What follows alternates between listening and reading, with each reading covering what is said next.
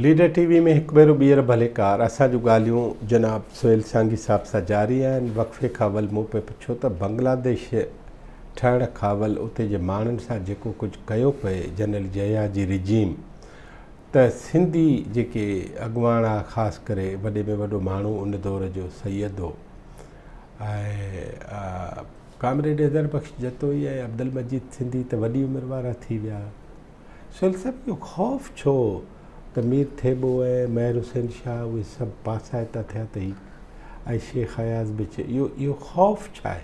ॾिसो न, हीअ त ख़ौफ़ उते जेको हुननि एक्शन कयो जीअं ॿुधायो पिए बंगाल में, त यूनिवर्सिटी ते जीअं हुननि हॉस्टलनि ते हिननि ते कयो ऐं प्रोफेसरनि खे मारियो, एक्टिविस्टनि खे बि ॻोल्हे ॻोल्हे जेके बि हथु आया उन्हनि खे मारियूं, ॿिया त ख़ैर जेके रूपोश थी विया पंहिंजी गुरिला वार वञी कयो उहो थियो।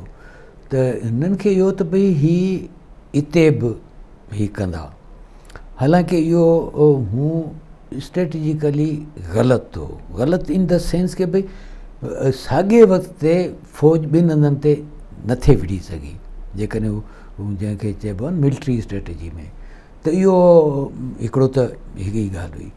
ॿियो जीअं सवेल ॿुधायो पिए त कुझु माण्हुनि खे इहो आसरो हो त भई ठीकु आहे हीअ हाणे बंगाली विढ़ी जिन छॾाईंदा, उनखां पोइ जेको आहे हिते असीं कंदासीं कुझु न कुझु वंड विर्छ थींदी, ख़ासि तरह सां जेके नेशनलिस्ट इलीट हुयो जेको पावर शेयर करणु पियो चाहे उन खे इहो बि हुयो।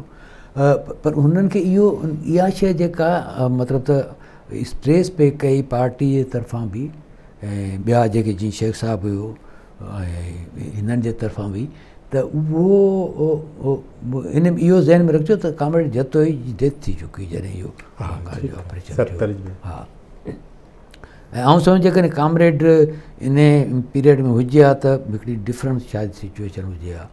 एनीवे उहो त हाणे हिकिड़ी छा था चवनि त ज़हन जी ॻाल्हि आहे। त ओॾी महिल मतिलबु त इन्हनि खे इहो सॼो थिए पियो हिते बि वधीक ॾुखियाई थींदो त हरू भरू असीं घुरी छो वठूं, घुरी था खाऊं, त फ़िलहालु जेको आहे सो पासेरा थी था वञूं, वरी मींहुं वसंदा त पोइ वरी जेको आहे सो इहो थींदो वग़ैरह वग़ैरह। इहो ऐं मतिलबु इहो माण्हू जी चॉइस आहे, तव्हां उनखे पाबंद नथा करे सघो।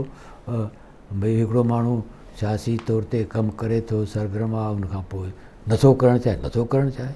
न करणु ऐं हिकिड़ी मख़सूस जॻह ते जिते पॉलिटिक्स खे पंहिंजी ॻाल्हि ज़ाहिर करण जो चयल आहे ऐं पॉलिटिकल माण्हू ई आम माण्हू नथा थियनि न, ही त रस्तो ॾींदड़ थियनि था, त अहिड़ा माण्हू उन दौर में डप में छो विया आहिनि, इहो मूंखे सम्झायो। ॿुधायो त हिते हिकिड़ो त सॼी माहौल अहिड़ो क्रिएट कयो जंहिंमें हो त भई मारींदा। ॿियो इहो त हिननि इन खे जेको बि हिते जी फोर्स हुई उन खे हिन ओवर एस्टिमेट कयो। मिसाल तौर ते हाणे हफ़ीज़ कुरैशी साहिबु तमामु बुज़ुर्ग माण्हू, वॾो माण्हू हो ऐं हुन सां मुंहिंजी बि इलाही सारी न्याज़मंदी रही ऐं जहिड़ा बि रहिया हुनजा बि रहिया। हू त ख़ैर पब्लिकली चवंदो, असीं त पर्सनली वञी चवंदा हुआसीं। त हुन सां आउं मिलियो हुउसि त भई इन ऑपरेशन वारे पीरियड में, त हुन व्यसन जे ऑफिस इहो रेशम गली वारी चाढ़ी जेका आहे न इन ते हूंदी, घर बि उते ई हो। त व्यस त हुन व्यस त हिन दरियूं दरवाज़ा बाक़ाइदे बंदि कयई, मतिलबु आई वॉज शॉक्ड। त पोइ बिल्कुलु अॻिते वञी हिकिड़ो कुंड में कमिरो हुते वञी विहारी ऐं ॾाढो हूं त हफ़ीज़ साहिबु माशाल्लाह हुनजो जेको आवाज़ हो त ओपन ऐं वोकल, न हू ख़ुदि जेको लाउड पिच तमामु वॾी, एॾो हू जंहिंखे पाण चवंदा सुसपुस टाइप जी शइ, त उहो कयईं ऐं पोइ चए थी यार डपु लॻंदो आहे मूंखे। त मूं चयो कामरेड हाणे डपु इन में जेकॾहिं असां बि कंदासीं त पोइ त ॻाल्हि वेई न। ऐं असां त मुंहिंजो जेकॾहिं उहो था कयूं, असीं हिते जी जेका ख़ुदि राइट्स वारी जेका मूवमेंट आहे, हक़नि वारी आहे, उहा जमहूरियत वारी आहे। असीं माण्हुनि जे हक़नि जी चऊं या सूबनि जे हक़नि जी चऊं त उहो वीक थींदी। त जॾहिं हू विढ़नि पिया त ओॾी महिल इनखे असीं हिते बि जेकॾहिं कुझु कयूं त उहा मज़बूत थींदी। त चई ॻाल्हि त उन सही, करे केरु बहरहाल। त हीअ मतिलबु त उहो एॾो वॾो हुयो मामिलो। त इन मां हिकिड़ो ज़ाहिर थिए पियो त ओॾी महिल केरु पंहिंजे पाण खे एक्सपोज़ करणु न पियो चाहे अगेंस्ट जेको बि उन वक़्त जी जेका मार्शल लॉ ज़या जी हुई, उन में पंहिंजे पाण खे एक्सपोज़ न पियो करणु चाहे। हाणे अलबदर अल शम्स जो ज़िक्र था कयो त उहे छा आहिनि? हथियारबंद तंज़ीमूं आहिनि? उहे अलबदर अल शम्स हथियारबंद तंज़ीमूं आहिनि। उन में जमात इस्लामी जा इहे बि आहिनि, प्लस उहे माण्हू जेके लॾे विया हुआ, जंहिंखे पोइ पाण वटि बिहारियुनि जो नालो ॾिनो वियो इंडिया जे इन में, त भई पाकिस्तान असीं वञूं था। हू बि त तॾहिं पाकिस्तान हो न। त उहो हिकिड़ो एलिमेंट हो जेको प्रो पाकिस्तान थी बीठो। प्लस इहो त उनखे ओॾी महिल उते जेका फोर्स हुई, जेके फ़ौज हुई असांजी, जन ऑपरेशन कयो पियो, हुननि बि हिकिड़ो गैर सरकारी तंज़ीमूं त भई ठीकु आहे, हाणे फ़ौज त ऑपरेशन करे थी, ऑपरेशन कास्ट बि वधंदी आहे ऐं ज़ाहिर यूनिफॉर्म आहे वग़ैरह वग़ैरह। त हीअ जेके सिविलियन जेके फोर्सिस आहिनि उहे हिते हुजनि। मतिलबु अहिड़ा वाक़िया हींअर बलूचिस्तान में पाण रिपोर्ट थियनि था त अहिड़े क़िस्म जूं ठाहींदा आहिनि। ऐं उहो मुंहिंजे ख़्याल में सॼी दुनिया में थींदो हूंदो। त अहिड़ी हिकिड़ी हुई त भई जेका नॉन मिलिट्री ऐं बिल्कुलु सिविलियन जेके एज सच जेके चइनि रज़ाकार, उहे आहिनि। हुननि बंगालियुनि जे ख़िलाफ़ु इहो कयो, हुन सां इलाही ज़्यादतियूं कयूं, माण्हू मारियो। माना अल शम्स ऐं अलबदर जमायत इस्लामी जी छांव में हलंदड़ ॿ हथियारबंद तंज़ीमूं आहिनि। जमात इस्लामी ऐं जॾहिं हीअ तॾो की मार्शल लॉ ज़या जी फ़ौज जी जनरल यया, हा, जनरल यया जी जेका उन दौर जी फ़ौज उते आहे, उन जी छांव में इहे ॿई कमु थियूं कनि बंगालियुनि जे ख़िलाफ़ु। हा, ऐं इन्हनि में मेजॉरिटी बिहारियुनि जी आहे, मुंहिंजो ख़्यालु आहे। ठीकु आहे। हाणे मूंखे ॿुधायो त पोइ हिन हिसे में बि जमायत इस्लामी हुई?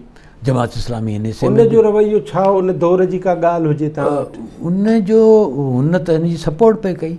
न उहो त ठीकु थियो, ठीकु आहे। प्लस इहो त जेको मीडिया में ज़ोर सॼो लॻो पए, उहो इहो ई पियो लॻो त ही बंगाली जेके आहिनि से ग़लति आहिनि। बल्कि हिते त हिननि जेको नैरेटिव ठाहियो, पोइ अॻिते हली उहो बीठो त भई ही गड़बड़ इन ई करे सॼी थी आहे जो तव्हां इस्लामी निज़ाम न नाफ़िज़ कयो ऐं नज़रिए पाकिस्तान खे बंगाल में तव्हां ठीक सां न कयो, तंहिंजे करे इहा गड़बड़ थी आहे, न त ईअं थोरी थिए आहे। त हुननि वरी इन्हनि लाइन्स ते हिकिड़ो जेको प्रोपेगेंडा जी मुहिम आहे उनखे कई। हाणे सो मच सो जो मूंखे यादि आहे जॾहिं जाम ई अंडरग्राउंड हुजे, तॾहिं जमात जे रिसालनि ऐं उनजे लिखण वारा बिल्कुलु उहे सुञाणो, आउं बि सुञाणा, हू बि सुञाणनि। ज़ाहिर सिंध त हिकिड़ी नंढड़ी दुनिया आहे न, त हुननि जाम जे ख़िलाफ़ बि लिखियो ऐं हीअ लिखियो। बल्कि हुननि ॿुधायो त अलाए कंहिं हिकिड़ो लिखियो बि त ही जाम त ईंदो, जाम सां की हाणे ॿियो मूं साईं। त दे were busy in that type of business. हाणे हिकिड़ो इहो राइट विंग एक्सट्रीम आहे, राइट विंग। हिकिड़ो वरी लेफ्ट जो असांखे उन दौर में मिले थो फैज़ अहमद फैज़, जंहिं ते चवनि था त हुन बंगालियुनि जे हवाले सां अणवणंदड़ स्टेटमेंट ॾिनी आहे। उहा छा हुई? हुनजो को स्टेटमेंट त न हुई। हुनजी हिकिड़ी का मीटिंग आहे, मुंहिंजे ख़्याल लाहौर में थियलु आहे। इहो जेको अफ्रो एशियन कोई तंज़ीम जेका आहे, उन जो फैज़ साहब को उहिदेदार हो, त उन में हुन इंडिया जे ख़िलाफ़ु ऐं हीअ जेको ऑपरेशन आहे इन जे ई मतिलबु त हुन कई।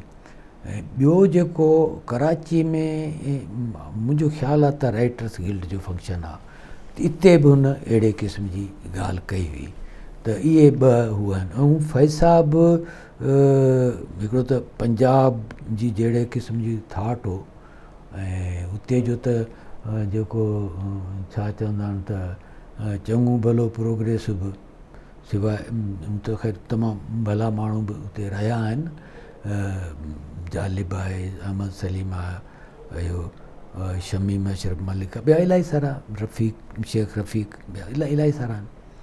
त उहे त इहे हुया, पर बहरहाल जेको ओवरऑल त कवर हुयो। मिसाल तौरु हाणे तव्हां ॿुधायो मुबशर हसन साहब ऐं जेको जूनो शेख रशीद, उहो त इहे त सभु बाबाए सोशलिज़म, त उहो त सभु मतिलबु त Peoples Party, anti Indianism, pro China, इन ई तरफ़ हुया।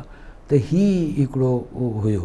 हिते पाण वटि सिंध में मूंखे का बि मतिलबु त एक्टिविटी इन प्रो चाइना जे उन जी तरफ़ां न ॿुधी न नज़र आई। हा, पलीजे साहब पोइ लिखियो त जेकी बंगाल सां थियो, पर जॾहिं बंगाल सां थियो पए ओॾीमहिल जो घटि में घटि मूंखे पलीजे साहब जो को बि पली साहब आई मीन के उन जेका पार्टी हुई, पली साहब पार्टी ठाही आहे मार्च 70 में, सिंधी अवामी तहरीक। हा, उहो त फॉर्मली पार्टी हुन तॾहिं ठाही हूंदी, पर हू नेप बेप में अमल हो, पर हुन खां अॻु में जेको हुयो सो त थियो पए न।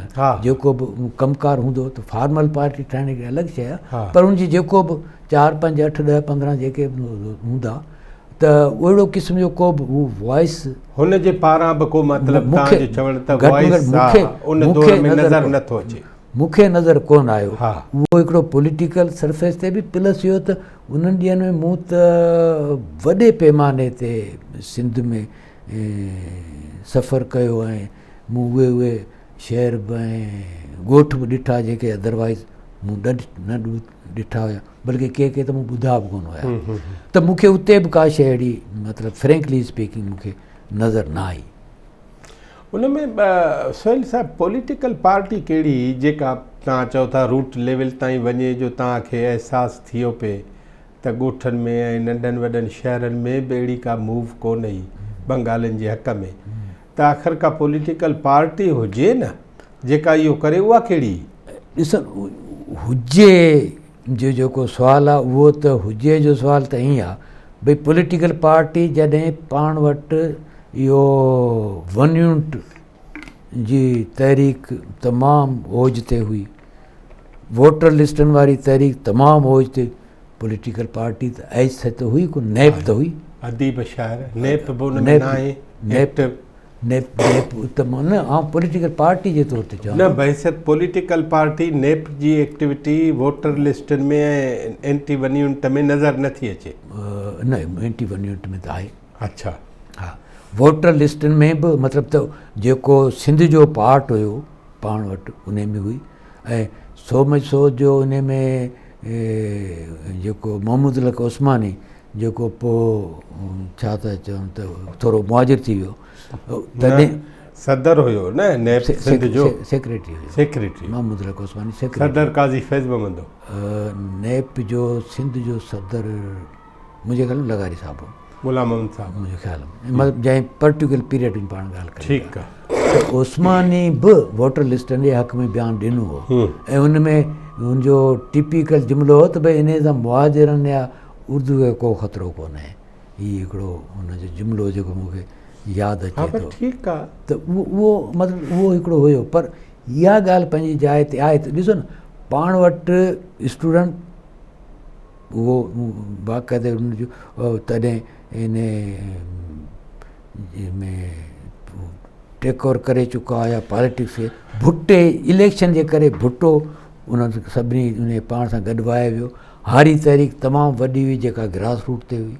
नेप हारी तहरीक खां पोइ नेप जो वॾो हिकिड़ो पार्ट सभिनी हंधनि ते उनजा यूनिट्स हूंदा हुआ, त उन जो हिकिड़ो वॾो पार्ट हो। त पर इन सॼे खे भुट्टो ऐं उन जी जेका इहो इलेक्शन थी, इन में इहे सभु, ऐं जेको जंहिंखे पाण चयो स्टूडेंट पावर, उहो बि सॼो इन में वही वियो। त ही जेके बि थी पिया सघनि आवाज़, उहे उन में रहिया ई कोन हुआ। इन में स्टूडेंट पावर ते मुंहिंजो ख़्यालु आहे त वोटर लिस्टनि ते पाण हिकिड़ी नंढड़ी साई वठी पोइ ॻाल्हायूं। ऐं उन खां पोइ वरी भुट्टे साहब जे अचणु पॉलिटिकली पार्टी त उनजी ठही वई 1967 में, पर इक़्तिदार में अची वियो, बांग्लादेश धार थी वियो। पोइ उन ते हिकिड़ी नंढड़ी नाज़रीन असां हिकिड़ी नंढड़ी साई खां पोइ वरी हाज़िर थियूं था।